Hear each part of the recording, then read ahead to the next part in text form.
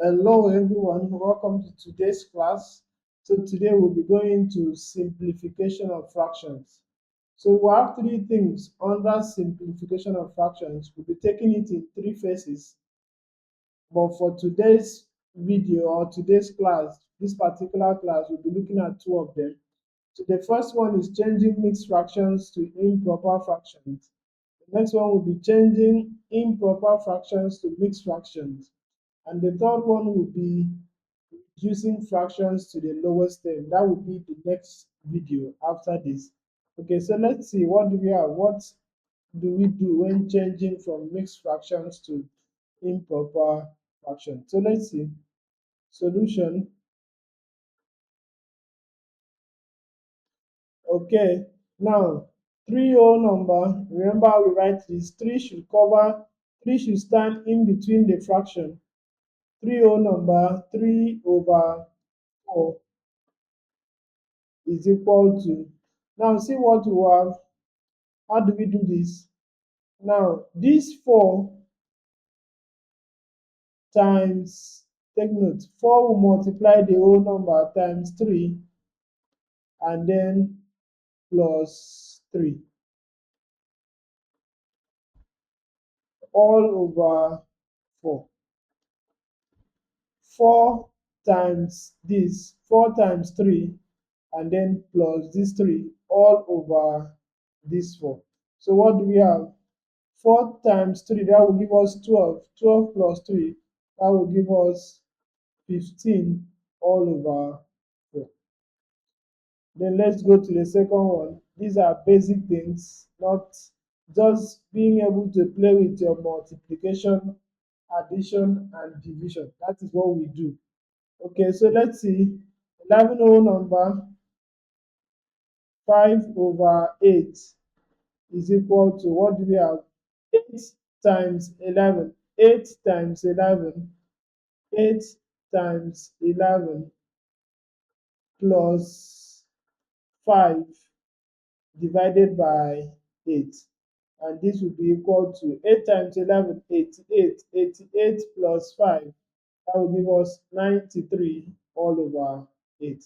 And that becomes our answer. So we've changed these mixed fractions to improper fractions. Later on, you will get your activities. But let's go to the second part of simplification of fractions, and that will be changing improper fraction to mixed fraction. Changing improper fraction to mixed fraction. So what do we have? Solution. What do we have here? 17 all over 3. Now, this will take us to division, division, division. So let's see what we have. I'll use this corner quickly, our short division. This will always give us remainders. In fact, we did this when we were doing division. We talked about this when we were doing division. 17 divided by 3. 3 here, 1. 3 into 17, how many times? That will give us 15 is before it. So we have 5 times 5 remainder what? 5 remainder 2. So our answer, this will be equals to what? This will be equals to, the 5 becomes the whole number, 5 whole number, and then the remainder is what we have as fraction 2 all over 3. I believe you can recall this when we were doing division. So let's see the second part, the second question. Solution. What do we have? This is 67 all over 8. Now let's do our division somewhere.